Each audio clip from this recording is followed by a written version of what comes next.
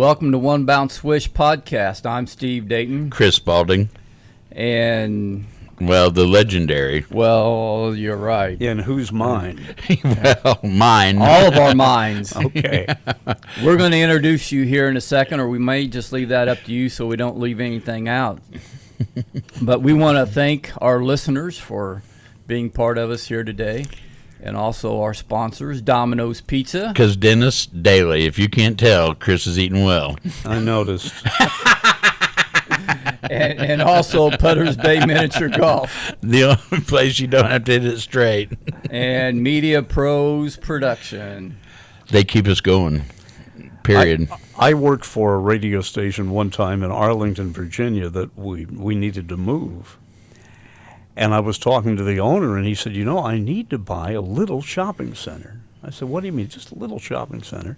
We could put our studios there, and it would have a restaurant and a drugstore and a couple of other little things, and we'd be really self-sufficient. Yeah. So what did they do? They moved into the 11th floor of some high-rise. They got a good deal on it, I guess. No food. No drugstore. That's interesting. Thank you. There's a private joke there somewhere. There is. Well, talking about jokes, what did Delaware? Here we go, Dennis. A brand new jersey. He knew it. I knew there is nothing that this man doesn't know. I'm convinced of that now. And if I tell you the answer to things, it's probably not true, but it's quick. Wow. My grandmother always said people don't want answers, they just want replies. And I believe in that. Amen. Yeah. Okay, how did Reese eat her ice cream? Witherspoon. That was getting ready to come out. Wait a minute. Oh. You see, you assume that I know who Reese Witherspoon is. That's okay. Nope. We better not talk about that it's too much. It's a generational thing. Yeah. We may get into some infringement rights there if we talk don't more. Worry about it. But I've been looking at new cars. Yeah. Yeah. I have. And I've been thinking about a DeLorean. You want to know why? Why? But, I'd probably only drive it from time to time. Help me, Dennis. I know. I don't. It's almost life-threatening, I know. Help me. Okay, a guy goes into a bar and he's stone drunk. And he goes up to the guy and he said, I have a question for you. Do canaries whistle? The bartender said, no, canaries don't whistle. Then I just squeezed a canary into my gin and tonic. See, that's an old joke. No. Ladies and gentlemen, we got Dennis Daly on. It's kind of like saying Ott Fry's name and trying not to laugh. Ott Fry. Oh, really? He has one. Ott Fry is an automatic chuckle when you say his name.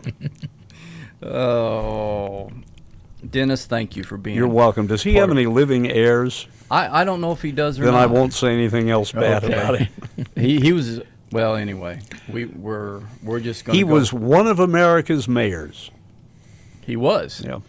He was a big man because I remember growing up. I always just thought that Mayor Fry was just this man that just towered. Frame-wise, structural, he was even a big man. I remember before an election, I'm talking to my grandmother, and my dad is there, and my dad said, Mom, who are you going to vote for?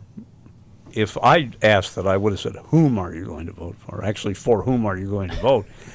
But she said, Ott Fry, he just paved my street. Well, on the way home, my dad said to me, he paved my mother's street about 16 years ago.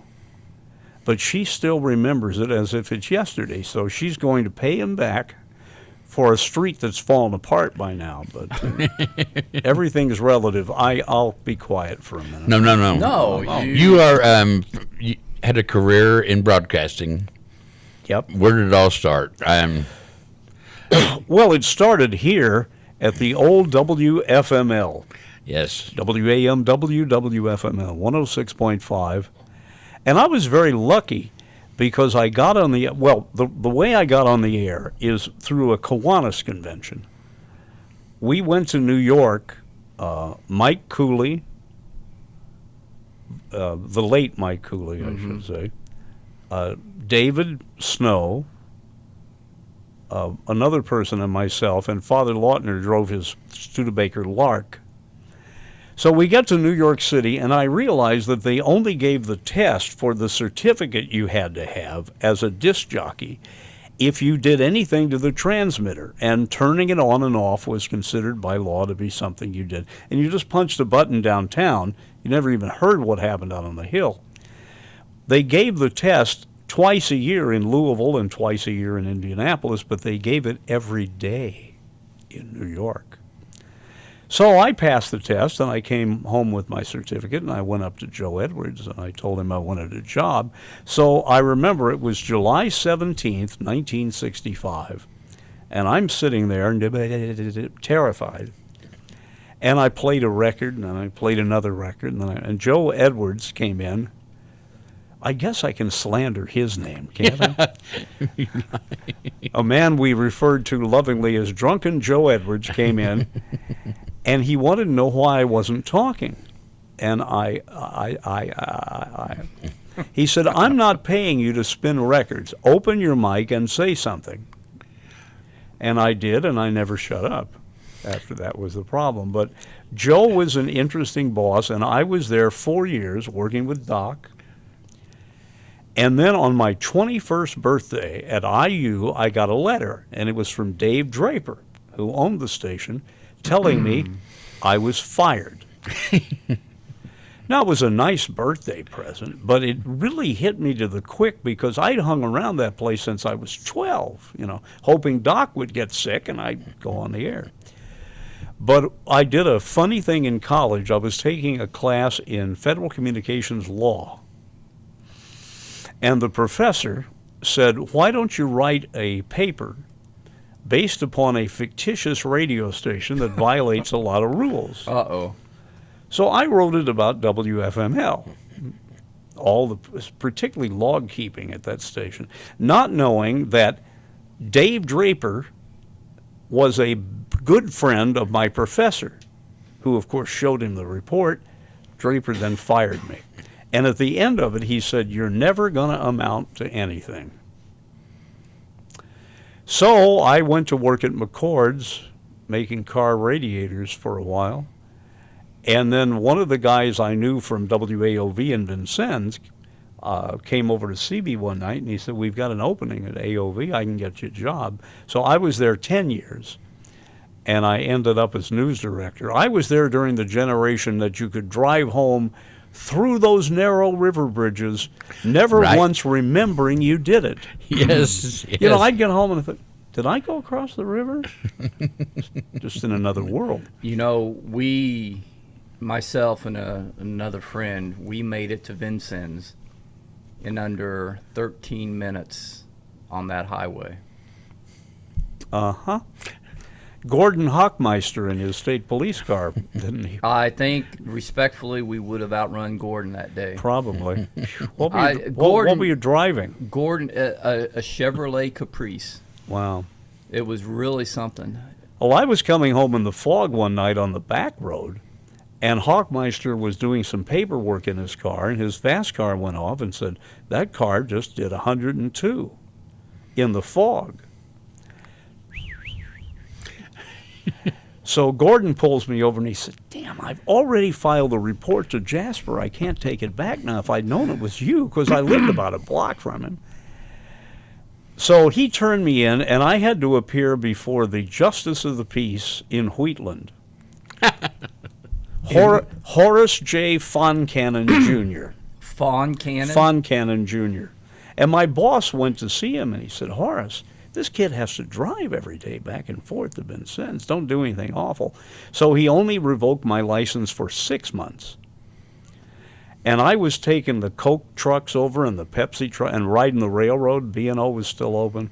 Had some long waits.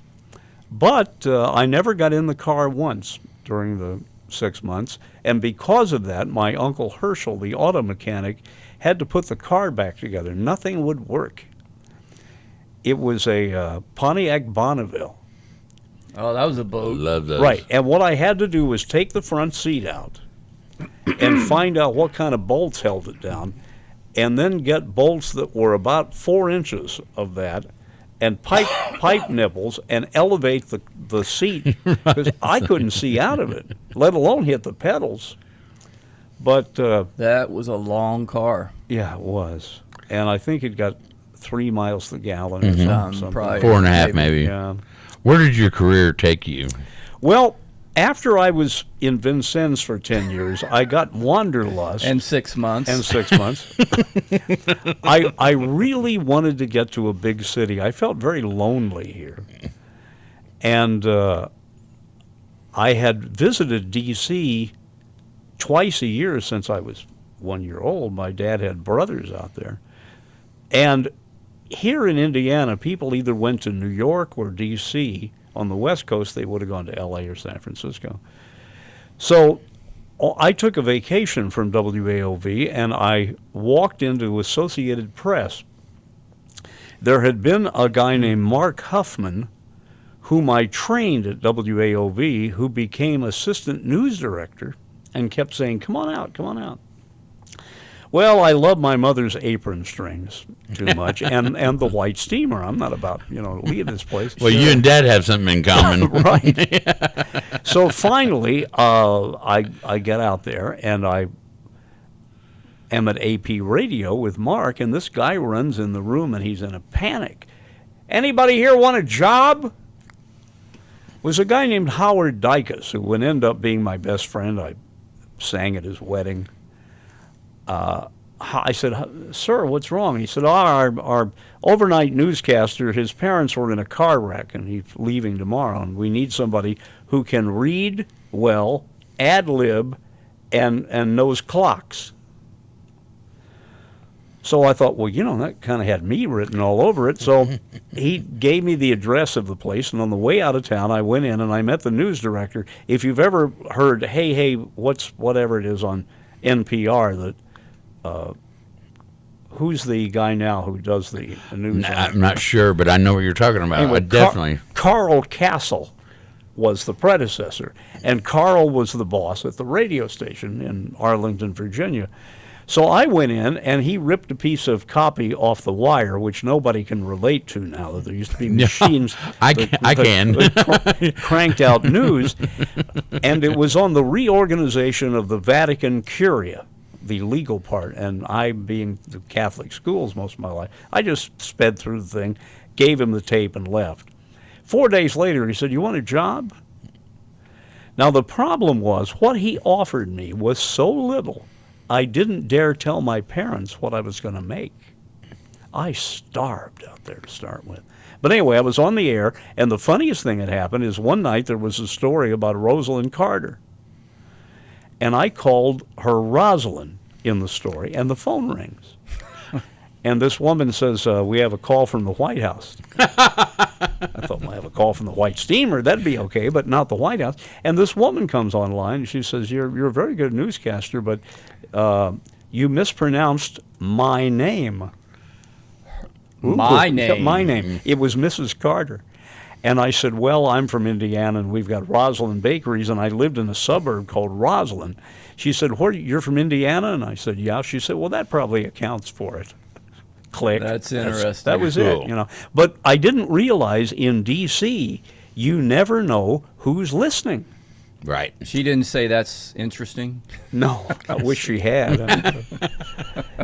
So I was doing fine, and then the station was sold, and the new owner came in and fired everybody. Now, I'm used to one person being fired in small market radio, but this guy only said, you're all fired. So I hung around for a while, and I'm at a gas station one day, and there's a car pulled in, Indiana plates, that just said 8 on it. Now, I knew from past experience that would have been the congressman from the 8th District.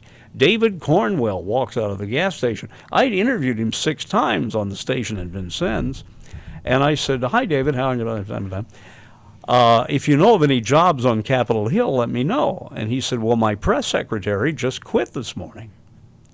So 2 weeks later, I'm working on Capitol Hill, eating that wonderful bean soup in the house cafeteria they've got, and talking to stations back here. And then David loses re-election.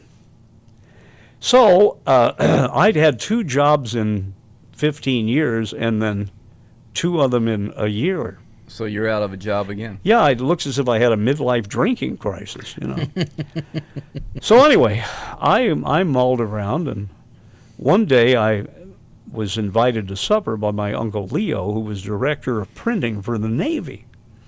He said, "You've got to get on the civil service register because Washington is a company town, and the company is the federal government." He said, "You work for the federal government?" And I said, "Yeah, the worst thing about it is we were paid every month." That was tough to get used to. Mm-hmm. So he said, "Go to the library and look up the paperwork." And I'm at the library, and this grizzly guy looks as if he's about 90, and he looked as if he should have hosted Death Valley days, you know. He starts helping me.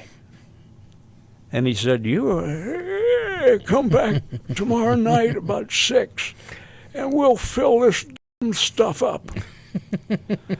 So I go back at 6 o'clock, and he walks in with a briefcase. I said, he saunters in with a briefcase. And we worked 4 hours. He said, "Now put down every tape recorder you ever worked with, every microphone. Put down everything you've done." And he looked at me and said, "Whether you did it or not."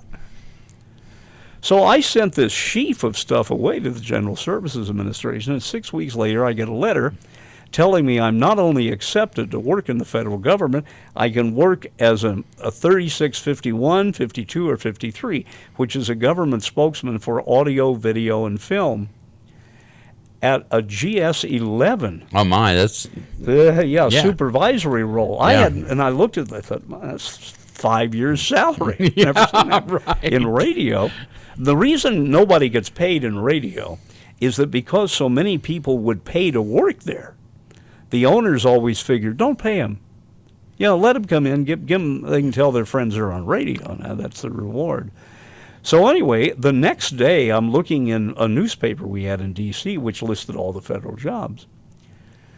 The Ag Department was looking for a spokesperson in that category as a GS-9.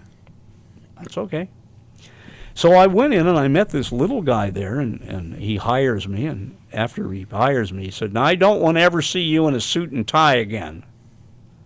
I said, "Larry, what's that?" I said, "We don't wear suit and tie here. Look neat." He's the guy who one day I'm sleeping at my desk, and he comes over, and I look up, and it's the boss. I thought, oh, God. He said, "Were you asleep?" I said, "I guess." He said, "Well, you know what? You're a writer. And writers do their best work when they're dreaming. I was going to say, Go back to sleep." Yeah. And There you go. I thought, what a guy. He was the nicest guy I ever worked for. And that was Larry. What was his last name? Mark. Mark? That was Larry Mark was his last name. So anyway, I was there for X number of years, and I had heard that Mutual Broadcasting needed a producer. And after 4 years, I just got a little tired of how slow the government worked. I would write a report. It would show up a year later. It's slow. You know, yeah. So anyway, I went up and I applied, and I must tell you, you remember Frank Edwards did news on Indianapolis television. Yep. In one of my books, I've got a picture of him. He came to Buchenberger's bookstore I remember Buchenberger's. to to autograph his book. And I showed up after class in 4th grade. And I went up and talked to him, and I said, "Mr. Edwards, I don't have the money to buy your book. I just wanted to meet you." And he looked at me and he said, "You're awfully talkative. You ought to be in broadcasting." And he said, "You know, and when you are, I will be watching you." And he was big into UFOs, you know. So anyway, he autographed my 4th grade reader, which I still have. I go to work for Mutual Broadcasting, go up the elevator to the 12th floor, and I walk in, and here's this huge room decorated with paintings of everyone who's ever worked at Mutual. And as I walk up to the desk, there in front of the receptionist is Frank Edwards pointing at me. I thought, well, he said he'd follow my career. So I walked in, and they explained the duties of the job. There are 13 radio shows. You got to make sure they're all ready for the next day. Kurt Gowdy Sports, people like that. Sidney Omar, the astrologist. And they said, your new boss is in room 3. So I went down the hall, and I walk in. There's this little dried-up man. He goes, I'm Larry King. Who the hell are you? I knew Larry King had to be somewhere in this podcast. I was thinking to myself, what have I gotten myself into? Well, we became very good friends, and I remember one time I saw him at a grocery. And I knew the manager of the grocery and remembered his name only because he had one of the oddest names I've ever, Louis Dikiakio, which was Romanian. And I said, Louis, I need the microphone. So ladies and gentlemen, now in the produce department, meet Larry King. The next day at work, he said, was that you in the Safeway? I said, yeah. He said, boy, I wish I could fire you.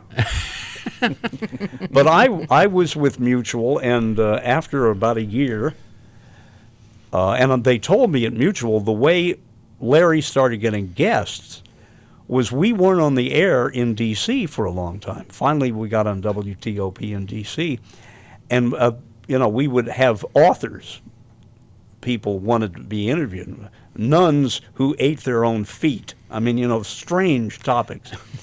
Well, one night, apparently somebody in Ted Kennedy's office was listening. Next day, we got a call from Ted Kennedy's office. Can Senator Kennedy be on the Larry King show, but there's a proviso. We don't mention Chappaquiddick. Right. He only wants to talk football. Well, Larry had been color man for the Miami Dolphins when he worked at WIOD, so that's fine. So, but after Kennedy was on, every congressman and senator in the city who heard that called up and wanted their member of Congress on the air, and that's how that all started. That's wow. That's how it wrote. Word of mouth, huh? Yeah.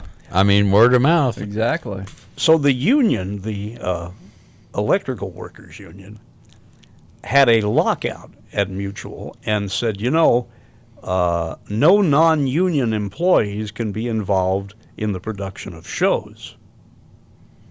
Well, that had my name all over it. So I'm out on the street again, and I'm trying to figure out what to do.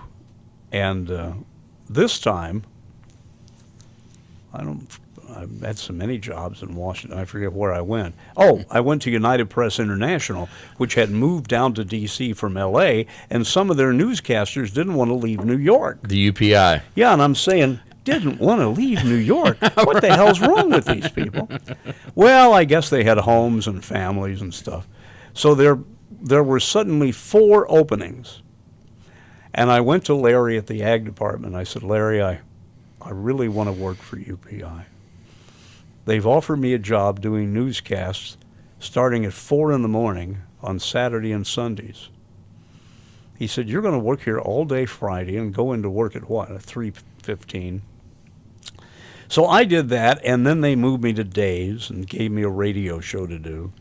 And I ended up doing 15,000 hourly newscasts at UPI. Wow. And the fun thing was when they moved me to Los Angeles, I had a early sleep problem then, and I would show up to work. UPI. And so Bob Brill, whom you hear on CBS now, Bob quit his job, and there was an opening in our L.A. bureau, so I applied for it and moved out there.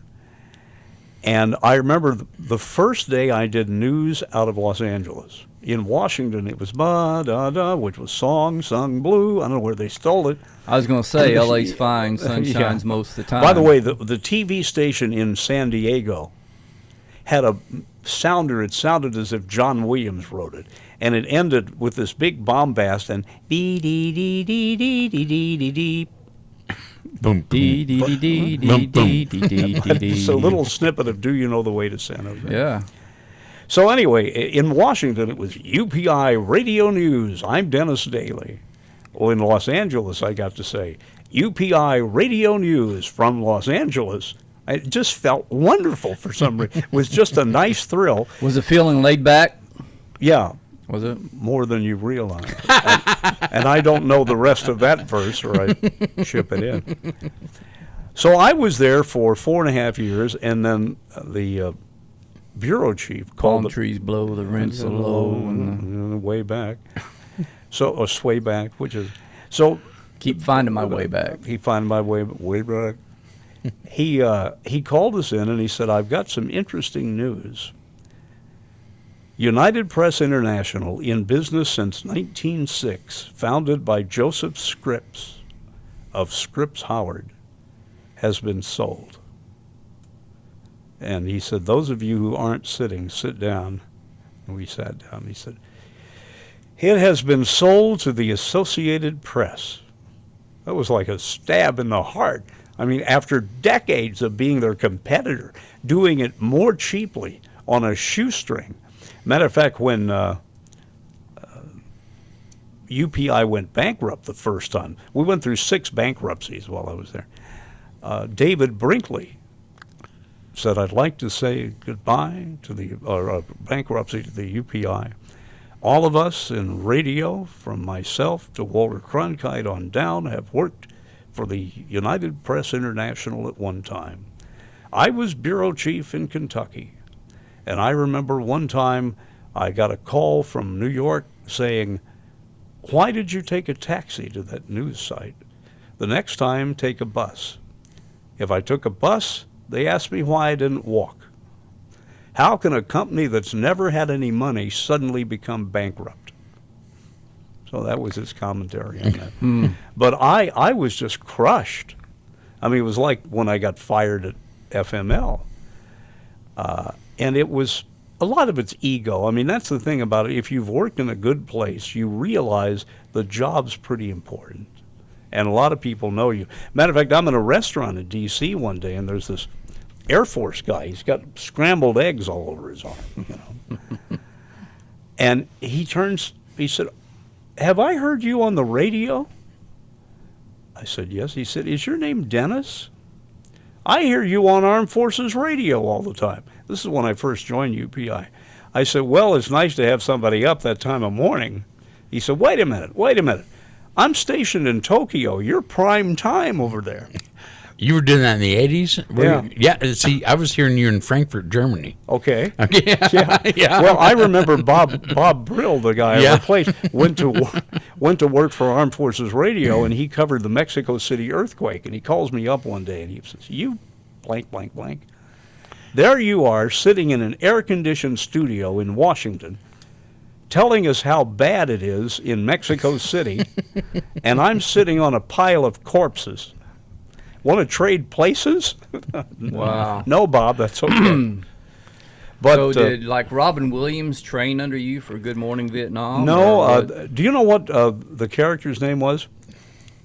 I can't remember. Adrian. Adrian Cronauer. Yeah, and it wasn't he. It was MASH. Was written by a doctor in Evansville. That Really? concept, yeah.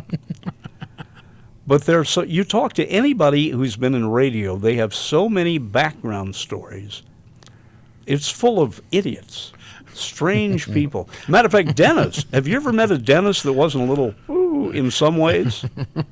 A little menace or what? Little just Dennis the Menace? off the wall. Every Dennis I've met. My next job. Dennis Miller is good. Yeah, I forgot about him. Yeah, My next job is I want to move to Dennis, Massachusetts. It's on Cape Cod. They don't have a newspaper. I want to start the Dennis Daily, published by Dennis Daily. I thought it would fit in nicely. That would be a little costly, though.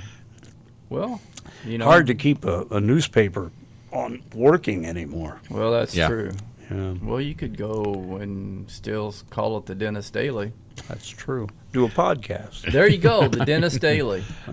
Yeah. By the way, if you go on Google and you look up Dennis Daily, I there's did. some kid in Canada who's filed 48,000 things on YouTube under Dennis Daly, and I can't find my own stuff.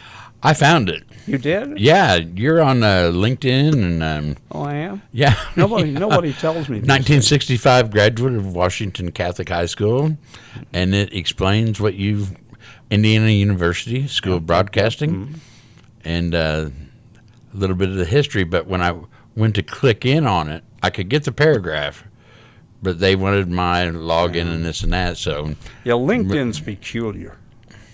It really is. But I put 9,000 things on YouTube so far. Did you ever meet Ernie Pyle? No. Never I studied in Ernie Pyle Hall, in the Ernie Pyle classroom, in the Ernie Pyle annex at IU. But poor old Ernie, killed by a sniper. Yeah, Yeah. that's interesting. From Dana, Indiana? So, yeah. So, wow. I don't know. That's your introduction, I guess. Yeah. Here's a man from the Ernie Pyle. So there's a pile of books here. How many books do we have here? 23. 23 books. And you've Well, authored. find the first one. Finish this book. I came up with an idea years ago that I wanted to do, and that was to write about 50 first 2 or 3 pages of a book that just leaves you hanging. Finish this book. There it is. And so I found a publisher in Phoenix that publishes them for a song, and published a bunch of those. Then I got the writing bug, and I kept writing and writing. A lot of my books are only 80 to 100 pages. For example, that one is called, that you have in your grubby hand right there, what, the one in your left hand? 21 million hammer swings. Yes. It's the story of the Transcontinental Railroad. Wow. And see, that keeps my attention. You start, dividing everything up in chapters, but you give me 80 to 100 pages, I'm in all the way. Yeah, it's an easy read. Yeah. Now, well, what's that one? Those were the days. Yeah. That's a book I wrote. May I have it? Yes. In which I put together a 45-minute show similar to what my roommate and I were doing in Vegas, and that is redoing old-time radio at senior centers. Okay. And, of course, in Vegas, there's one on every other block. But it was just, and it has all the sound effects and everything in it. But what happened was my roommate Michael and I were doing this 2 or 3 times a week for the better part of a year after I finally got out of the hospital, after open heart surgery and 7 infections. And, I didn't tell you this, or I may have. After they did my open heart surgery, they put you on a heart-lung machine during that. They couldn't get my heart started. So they debated what to do, and they put me in a coma for 2 weeks. And then the little Vietnamese doctor, very long story, she said, I said a prayer to God, probably not the one you've ever heard of. And she said, your heart started like the last gasp of a battery starting a car. One more, boop. She got it started. Said, if that hadn't happened, we would have called your sister. Wow. I went in for that surgery Hallelujah. on April Fool's Day of 2000. This book right here, Yeah. I love this. I went to college for radio and television. You had to write stuff like this. Yeah. Yeah. And by the way, that microphone's called a BK-44. Right. It's an Yeah. RCA mic. They're a good You one. know how much they are now? We threw 3 of them away in Vincennes. They're about $2,000 a right. piece. Yeah. And the thing It's a about choice. it is all the old-time radio dramas you hear, and people today don't understand that there was no television.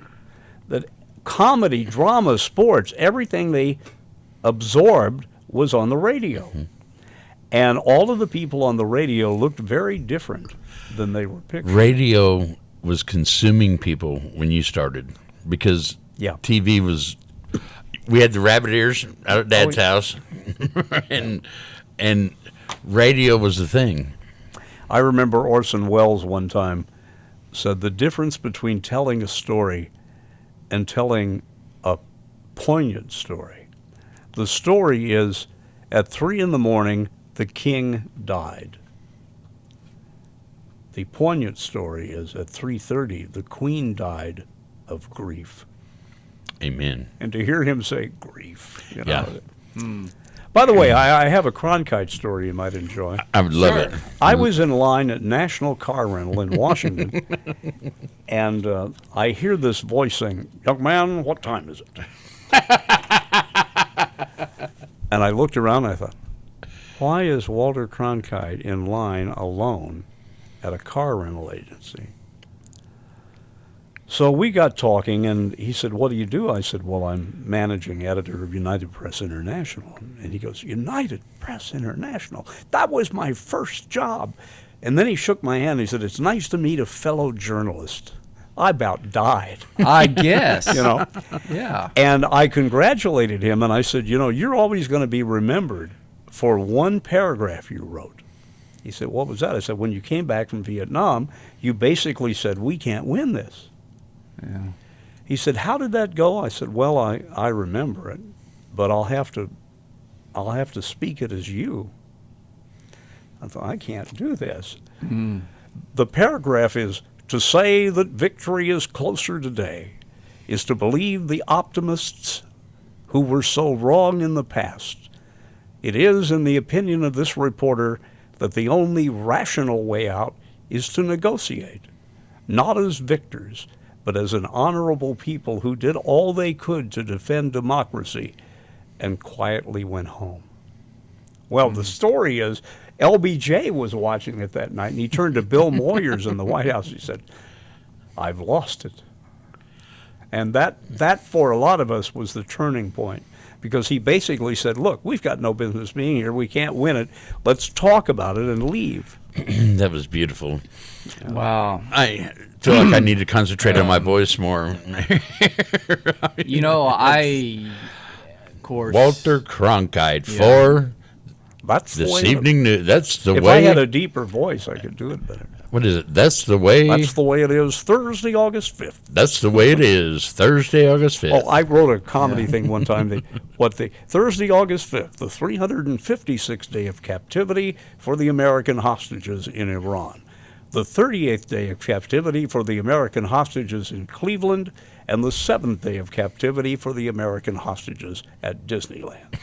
This is Walter Cronkite.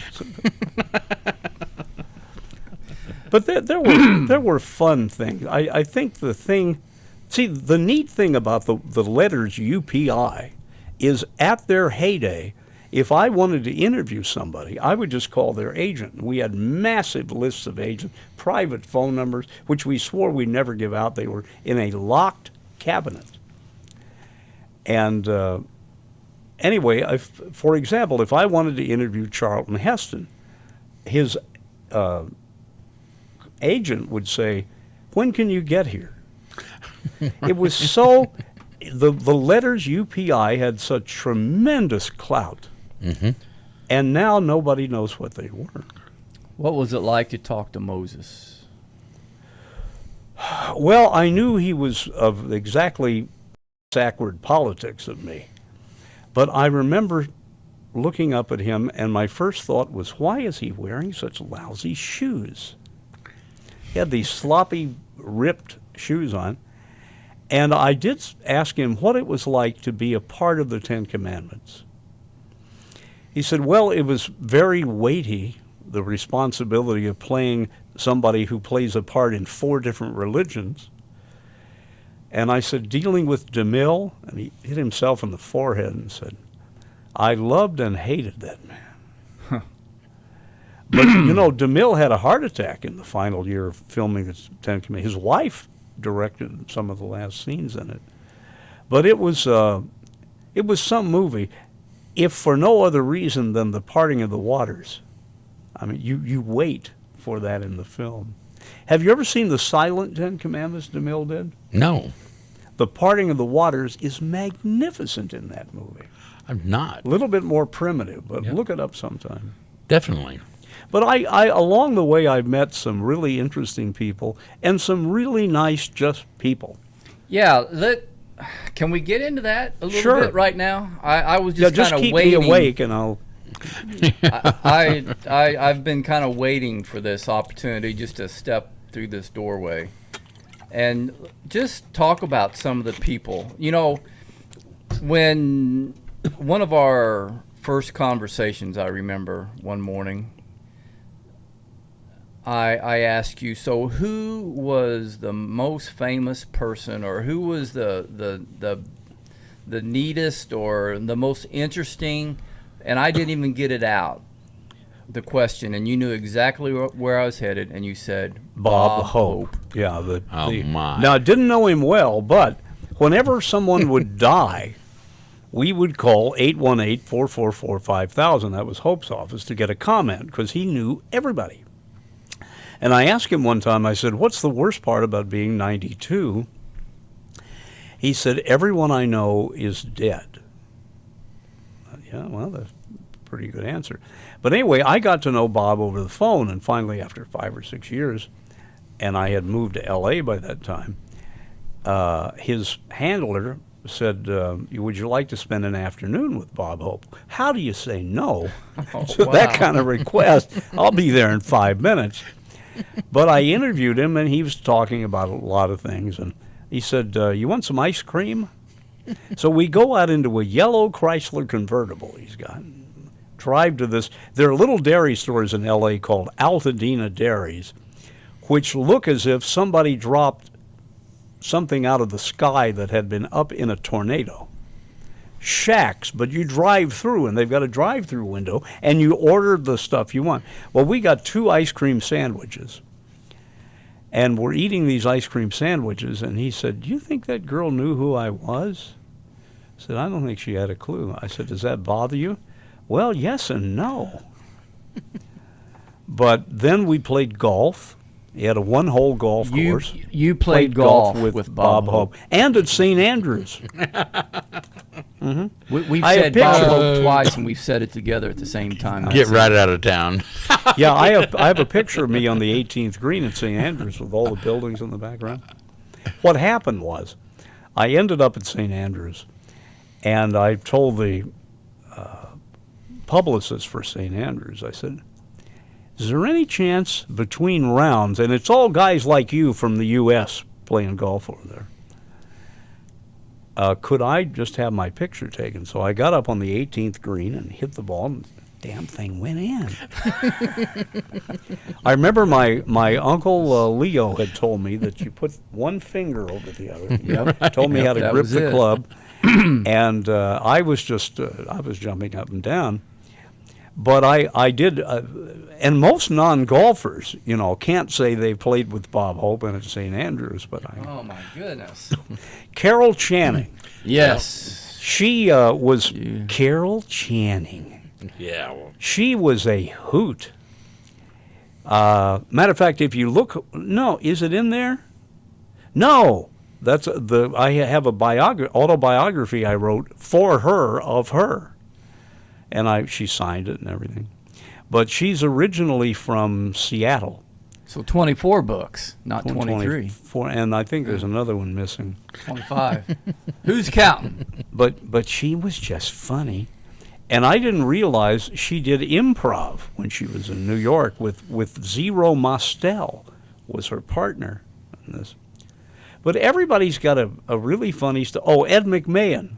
yeah. When I was at the ag department, I hired him because the ag department was putting out radio spots. Hi, this is campaign, the Duke of Paducah. And I thought, God, what? All a bunch of crap kickers out here. Farmers have computers. What the hell is it?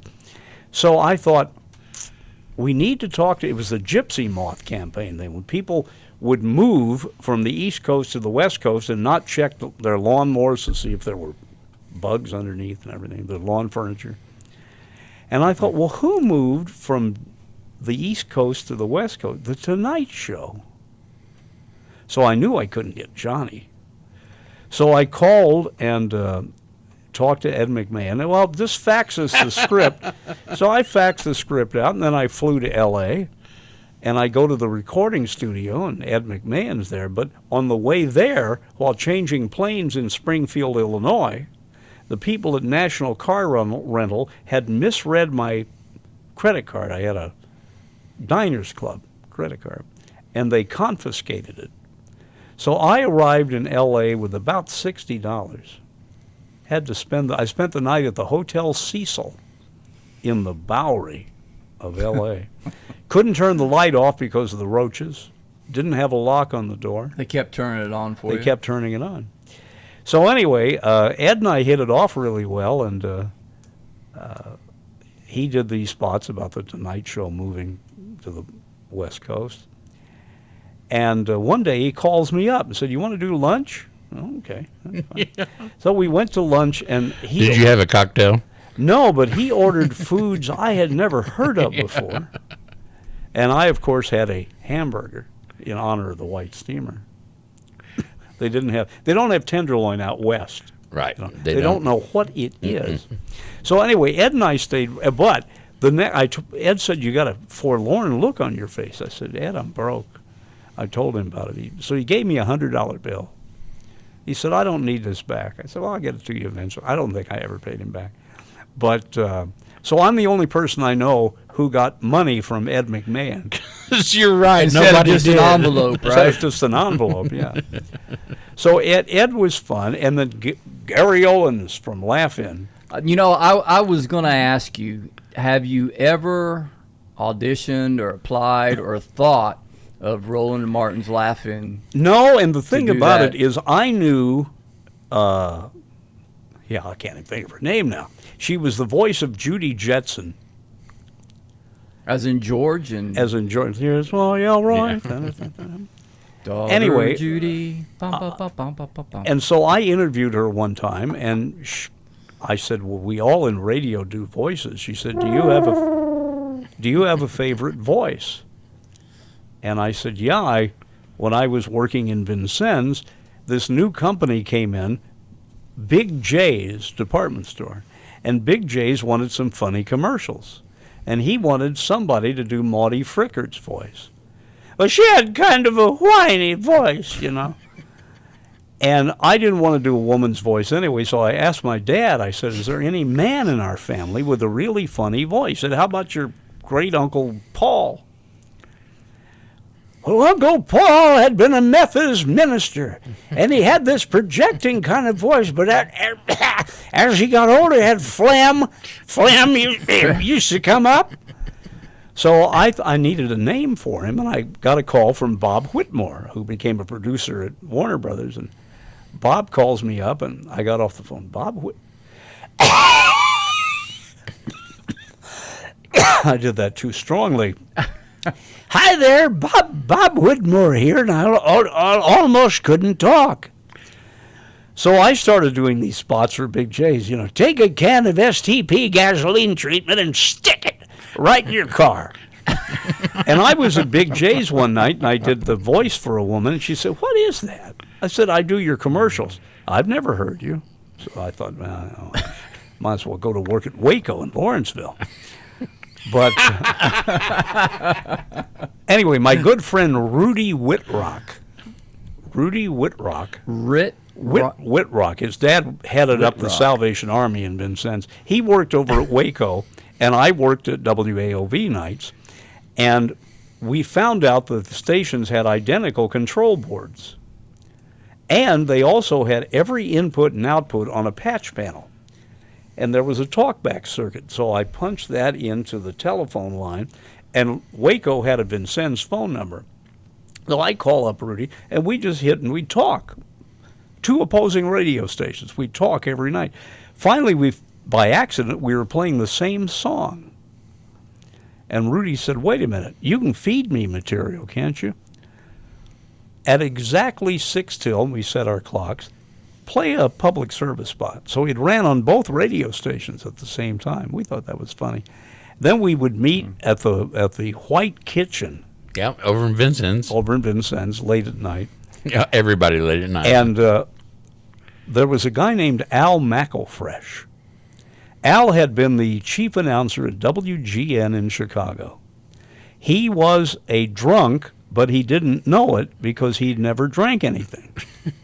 He was an alcoholic, but he didn't know it. One day he's looking out of a window down on the parking lot as his wife and 3-year-old daughter walk across, and they're run over by a truck.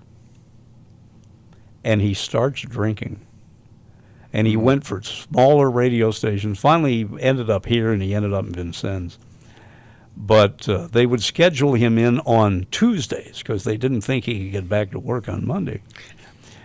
But anyway, Al was just had this gorgeous voice. And that was really, other than being with Joe Edwards, the first time I was around somebody who drank. And I remember we went down to the KFC, conveniently located in the basement of the radio station at the time. And Al orders a drink, and his hand is shaking. And when the drink gets to his lips, his hand levels out. And I'd never seen that before. Bob Duckworth, who worked at WAOV, was a white guy with an afro haircut. And I'm going to take my headphones off to show you. Bob would wait till he saw somebody new in the radio station and kind of furrow his brow. And when he realized they were looking at him, he'd go like this. And that was Bob's trademark. He was always pulling a wig that didn't exist back on. Right. I remember I called Governor Keating of Oklahoma the night of the day that Gordon McCrae died, because he sang "Oh, Oklahoma" every night. And I thought, well, I'll call the governor of Oklahoma. And he went on forever. He said, I was in Japan. And everybody there, when they found out I was from Oklahoma, they started saying, "Oh, Oklahoma." Sure. But I've been lucky. I've been to Mexico. Of course, that was funny. I was with the Ag Department at the time, and I'm checking freight cars coming back across the border with a veterinarian to see if they had any beetles in them.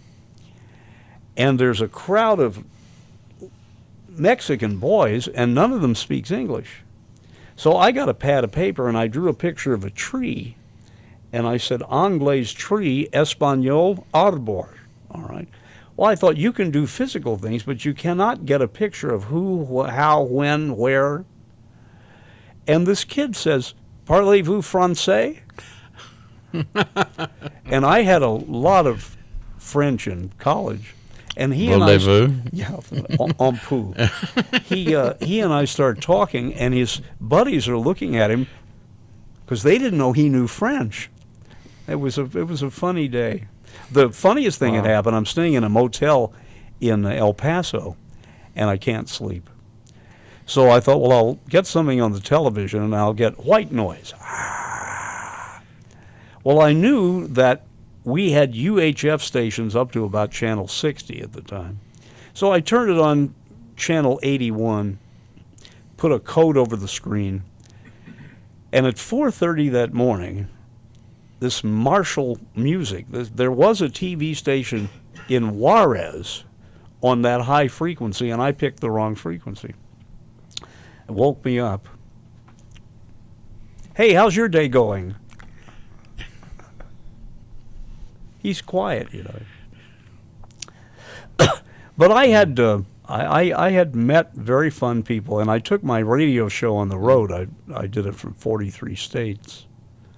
It was called American Montage, and it was basically an interview show. And then I found out from a couple people that companies would fly me to their city if I interviewed the CEO. So, for example, National Car Rental, Thrifty, which was headquartered in Tulsa, Oklahoma, they flew me out to Tulsa. But before I went, I called the Tulsa Chamber of Commerce, and I said, are there other things? I went to the Tulsa Children's Museum. I went to the Oil Museum in Tulsa. I did a lot of side trips that were paid for by the company that flew me out there. So I got a lot of Delta frequent flyer mileage. When I finally got through with all of that, I had 6 free round trips in first class. And my roommate at the time always went with me, and one day we drew a map of the U.S. and plotted where all the planes went. And there was a 4 o'clock departure out of National Airport on a 757 with dinner that went to Atlanta, connecting on an L-1011 to San Francisco with dinner. So we would always do flights that had 2 dinners. There you go. That was always I wouldn't fun. see why not. And he was one of those guys, he could eat anything and lose weight. You know, just Like me. No, really, does that work? So, Bob Hope, Carol Channing, Charlton Heston. Charlton Heston, just Yeah, and then I don't know why. I need to dig out the book and remember Ed it. McMahon. Ed McMahon, my memory's failing. Did you ever have a cocktail with Ed? No, I don't drink. Oh, amen. Yeah. Mhm. But I Johnny used to give him a hard time. Yeah, I watched him drink. Actually, Ed wasn't really that much of a drunk. He was just Irish. You know, so that accounts Yeah. for it. Okay, going back to earlier, writing books and some of the famous people that you've met. Who is Mr. Pups? Oh, my autobiography is called "I Haven't Been the Same Since Mr. Pups Died." Yeah, Mr. Pups was my imaginary playmate. Oh, you found it. this book. Mr. Pups was my imaginary playmate when I was about 3 years old, and my mother used to set a place at the table for him and everything. She put up with it. One night I said, "Mom, what's that plate?" She said, "Well, that's for Mr. Pups." I said, "Didn't you hear? He died in a blimp accident." Apparently, I'd seen the Hindenburg on television, and I thought, that's a good way to get rid of Mr. Pups. I don't need Mr. Pups anymore. But that was Mr. Pups, and I use his name every so often. Isn't that interesting? Don't remember much about him. Who's that? Yeah, Stan Freeberg. Stan and I, another one of those guys who became good friends on the phone, I finally met him. Stan invented the funny advertising commercial. For example, he did one for Jacobson Lawnmowers. And it's a split screen, and on one side is a guy mowing his lawn with Jacobson Lawnmower, and on the other side is a sheep eating the lawn. And the tagline with big music was, "Jacobson, faster than sheep." Now, what does that mean? You got your attention, though. But he did Chung King Chow Mein commercials, and he also did 2 marvelous record albums. Stan Freeberg Presents the United States of America. And you've heard some of them? Yeah, I mean, Take an Indian to lunch this week. Show him we're a regular bunch this week. Let's all pitch in and do the brotherhood bit, but just make sure we don't make a habit of it. Take an Indian to dine this week. Show him we don't draw the line this week. After all, we came over on the Mayflower. But, and he did one where George Washington doesn't want to surrender. Finally he has to. And it's things you never thought about. They want Benjamin Franklin to sign the Declaration of Independence. And he's not sure he wants to. He says, you sign something like this, 10 years later you get hauled up in front of some kind of committee. So finally they say to him, "Ben, you better sign it because everybody's about to go out of town for the 4th of July weekend." And the same joke was used when Columbus discovers America. Columbus says, "I want to take a few of you back with me." And the Indian says, "To discover you." "What do you mean you discover us?" "We discover you down here on the beach." That's all how you look at it. yeah, right. Perspective. Perspective. Dennis Daly, Yes, sir? 25 books, maybe more. Talk. Are they available on Amazon? No. You just have to call me and Okay. I'll sell. I have never sold any of my books. No? Talk about the beach, or you made that comment. This is your latest book, The Liberation of Enslaved Europe Has Begun. Yeah, I started about And it's a timely book. I started 3 months ago to watch some documentaries on D-Day. And I said, wait a minute. 11,000 planes, each with 6 people or more on board, 14,000 ships. That's the biggest landing assault in the history of the world. And there are only 150 guys left. They die, 150 survivors die every day. And the oldest survivor is 98. And you think he's going to be around for the 90th anniversary? No, this was it.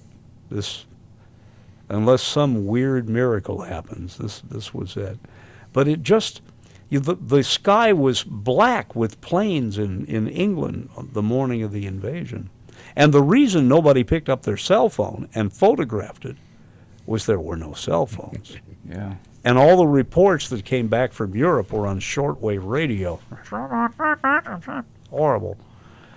But it was a different time and a different place. But everybody knew that if they had a son stationed in England, what his job was going to be. And there were millions of people clinging to every word, and all the coverage was on radio. And that's what the film I put together is, and the transcripts of the radio. And what the neat thing is, open up to the first report, and let me have it for a second, this was Robert Trout on CBS. Robert Trout says,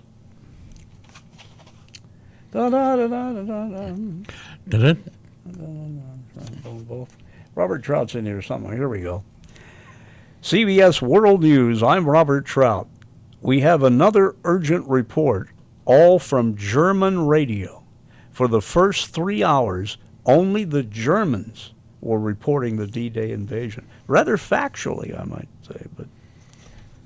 And then he had a guy named George Fielding Eliot, who was their military expert. They had him on. And the day ended with FDR, who wrote a prayer which was published in all the newspapers in the U.S. on D-Day afternoon, and so people could read it with him at 10 o'clock.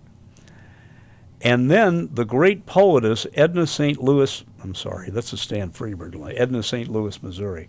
Edna St. Vincent Millay wrote a poem which was read live on the air by Ronald Coleman. It is a far, far better thing I do, you know. And then they wrapped up the evening that way, and Bob Hope was on the air that night. It was just one hell of a day. How many years have you been behind the microphone? Well, let's see. What's 60? Well, behind the mic, I would say 62 from whatever year this is. That's 61 years plus. Because if you count the 61 time I years. had a microphone at home before Mr. Edwards hired me, it's a lot of years. Joe Edwards. One more name. Well, Give me two. okay, I will. Doc Cable Yeah. and Frank Sinatra. Well, Doc Cable was kind of like my uncle. I had a great deal of respect for that man. I visited the radio station probably 600 times before I got a job there. And Doc was when I went away to college, you could pick up FML in Bloomington. I would listen to Doc in the morning. And he had some guy named Chicky, who gave him a ride in. Chick Raymond, maybe?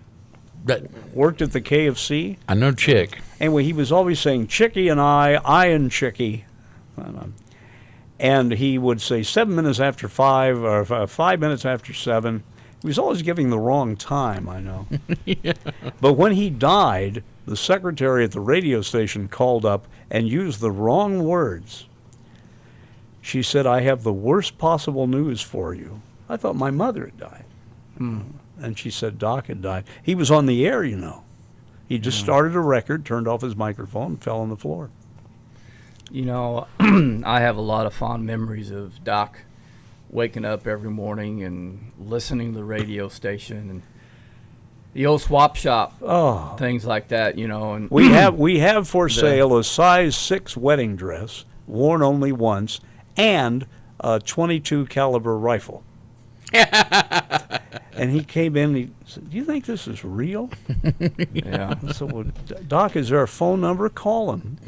I said, yeah, it's real. Then some guy had for sale 28 sheets of plywood, 4 by 6 inches. And we figured he must have just cut them off a corner and ruined all these other sheets. You know, you heard when he would say a phone number, 254 36 27. He had that pause. Well, I took advantage of that. I wrote him a postcard from IU once. Oh, boy. I have for sale some of those old-fashioned gray-green foot shingles. They were very popular in the 1800s, and those not familiar with them can readily identify them by the markings of the ALPM Society. And then Doc says, well, if you have any of these gray-green foot shingles, which, of course, were very popular, and he goes as if he's known them then. And then call our friend Gary Owens, right? 254-6818, and I had overstruck 6881, knowing he would get right down there and never read ahead. The phone number is 254-6866. Well, call Gary Owens and ask him about those gray-green foot shingles. There you go. And I've got that on tape somewhere if I can find it. Okay. Yes. Frank Sinatra. I was not permitted to cover Sinatra's funeral from inside the church. That was invitation only. But I ran into Gary Owens, and we were standing outside. And I got some great comments from Gary about how, because he was doing Music of Your Life, which he often referred to as music of somebody else's life. But they line up to go to Palm Springs, and all the long procession of hearses is moving out. And Sinatra's hearse stops right in front of us. You could reach out and touch it. And so Gary reached out, and I reached out. I put my hand on the hearse, and I said, Frank, thanks. So that's my attachment to Sinatra, but be in the right place at the right time. Amen. By the way, I knew one other guy in his later years. He was named Herb Morrison. Does it ring a bell? It does. What do you remember? Well, I'm not trying to put you on the spot. yeah, but I know the name. It's burst into flames. Get this, Charlie. Get this, Charlie. It's crashing, and it's burning so close to the mooring mast. Old lady, get mooring mast. Old lady, get out of the way. Oh, the humanity. Were you thinking of Jim Morrison? He was the guy on NBC who's preserved now as that classic description of the Hindenburg blowing up. That's what it was. We saw that in the broadcasting. And right. And when I would go to D.C., I would go through Morgantown, West Virginia, and Herb and I would have lunch. And I was talking to him. He said, I was involved in something else. Said I was a technician in the Air Force in Wichita, and they arrested me one day. What'd you do? Well, they actually sequestered me. They put me in a big room with 3 other technicians with guards on the door to install guidance systems in the Enola Gay before it dropped the atomic bomb. I said, Herb, you're responsible for 2 of the biggest explosions, the Hindenburg and, but he was a neat guy. He was the first announcer, people can't understand this, to hear himself on the air. Because if NBC ran a speech by FDR, the next hour, they would simply repeat what FDR had said. None of the shows was recorded because you know how they made recordings back then? Before digital, before tape? They scratched a record with what's called a lathe cutter, 16-inch disc, nothing on them, and a thing that would prick the record and then play it later. And they were afraid that on a #1 show, right in the middle of this live show, the record. So nothing was right ever in the middle, right? Oh, I picked up on that. we used to carry at FML the Lutheran Hour. You remember that? Bringing Christ to the nations, the Lutheran Hour, and then Almighty Fortresses. And so the May the Scud missile of God. The minister was Reverend Oswald Hoffman, who talked like that. And I'm down in the restroom, and you could kind of hear the studio, because I ran the monitors up all the way. You could hear.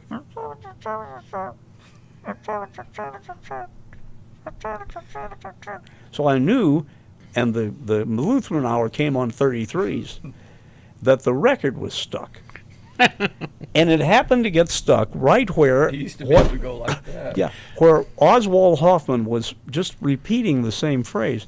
And I walk in and I hear Oswald Hoffman say, and tore off a piece of her dress, and tore off a piece of her dress, and tore off a piece of her dress. Well, what happened? And so I took a quarter and put it on the tone arm, and it went into the next thing. This woman had never been to town in years, and finally she went to town. She saw this man hit by a car, terribly wounded and bleeding, and tore off a piece of her dress and used it to make a tourniquet for him, but he got stuck right there. So I was interviewing the present-day minister of the Lutheran Hour, and I told him that story. And he calls me a week later. He said, we found the show, and we're going to play it at the Christmas party. I said, well, pardon me, but that's a little risque, and you're the Lutheran Hour. And what? He said, no, it's funny. It's good. He said, everybody thought Oswald Hoffman was stuck in the mud. For him to do that, we'll get a good laugh out of it. Tore off a piece of her dress. Boy. Dennis, is there any other? I mean, I'm sure there are, but I can't think of any There's right now. well, that's- Dennis Daly, what a privilege it is to spend time with you today. Thank you. We love you. I mean, I Just- thank you for. I want to read the books. I mean, in your, yeah. yeah, I definitely want to read the books. Matter of fact, you can borrow on loan any of those you want as long as you make a list of which ones you have. I'll do like Because some of those, that's the last copy. I'll do like 2 at a time and come and exchange them. Okay. I would suggest you read my autobiography and This say, one? how could anybody be that cute at one time? And then, do you have finished this book? Yes, I'll do this it's one here. alone, and I'll exchange this one. Okay, I want you to take, as soon as he finds it here, I want you to finish this book, open it to any page, and read it out loud. Okay. None of them is longer than 2.5 or 3 pages. That's a book called